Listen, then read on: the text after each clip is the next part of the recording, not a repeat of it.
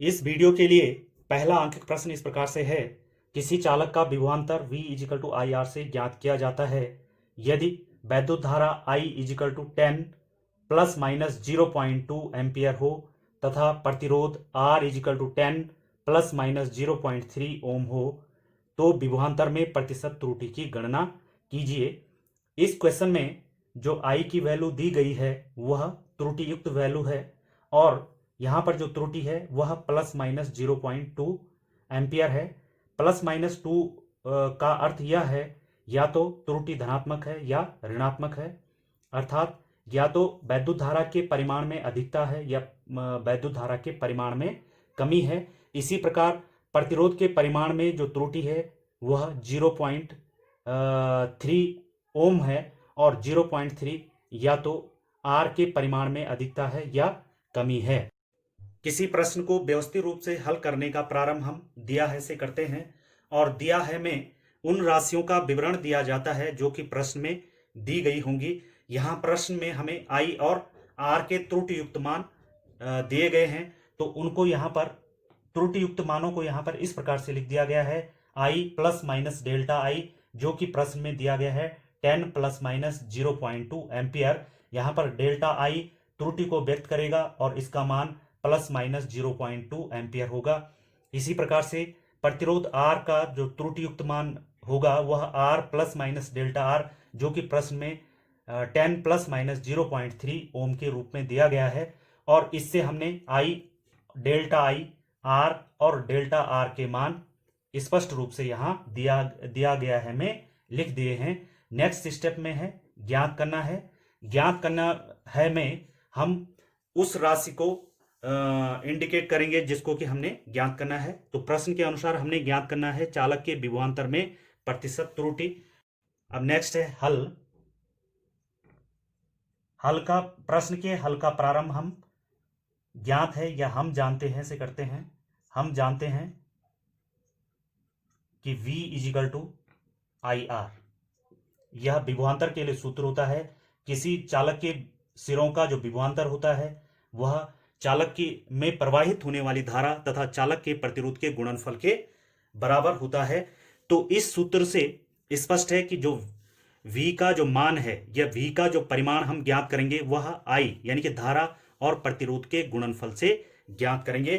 तो यहां पर जो त्रुटि उत्पन्न होगी वह राशियों के गुणनफल के कारण त्रुटि होगी, अर्थात राशियों के गुणनफल से प्राप्त होने वाली त्रुटि होगी। तो इसका अध्ययन हमने पिछले वीडियो स्लाइड शो में किया था। एक बार थोड़ा सा मैं इसको रिपीट कर दूं। यदि ए तथा बी, यदि ए तथा बी, ए तथा बी दो राशियां हैं जिनके त्रुटि युक्त मान, इनके त्रुटि युक्त मान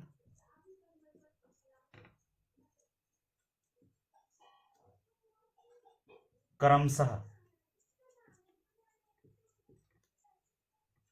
ए प्लस माइनस डेल्टा ए तथा comma B plus minus delta B है और यदि इनका गुणनफल, यदि इनका गुणनफल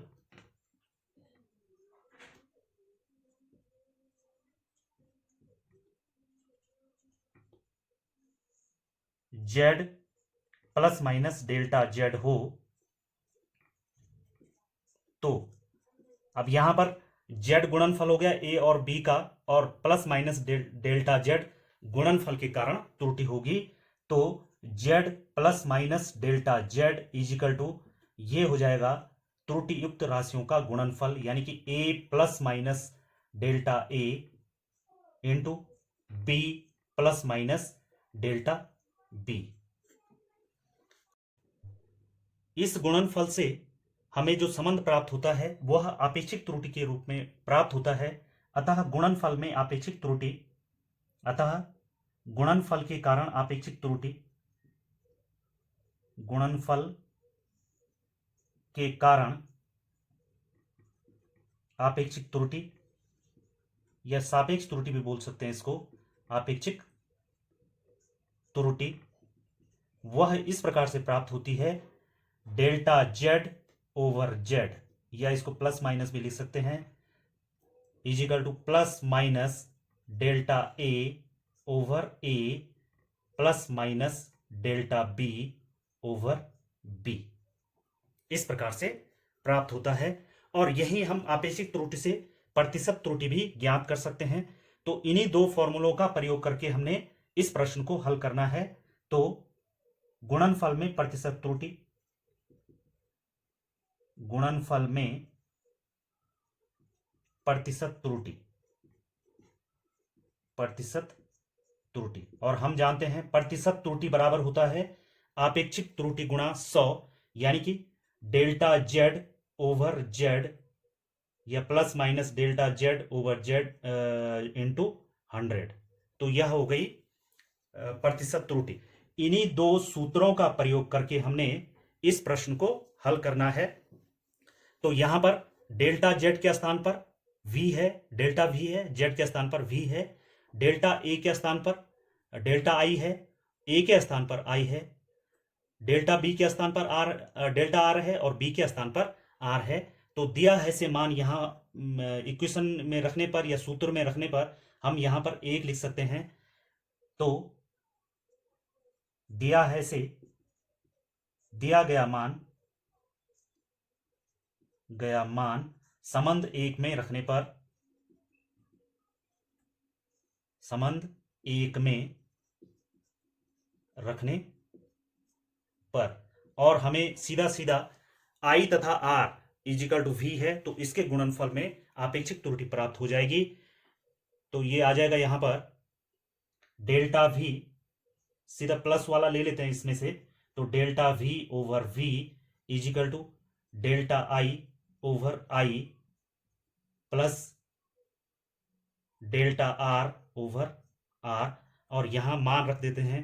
तो delta V over V equal to 0.2, I का मान यहां पर 0.2 एम्पियर दिया गया है, यहां पर स्पष्ट लिखा है delta I equal to 0.2 ampere over 10 plus delta R का मान है 0.3 ओम बटे आर का मान है 10, तो ये रख दिया है, और ये कुल मिला के आ जाएगा 0.2 0.3 यानी कि 0.5 या 0.5 ओवर 10, और 10 से हर तथा अंश में मल्टीप्लाई कर देंगे तो 5 ओवर 100 आ जाएगा, 5 ओवर 100, यह आ जाएगी आपेक्षिक त्रुटि।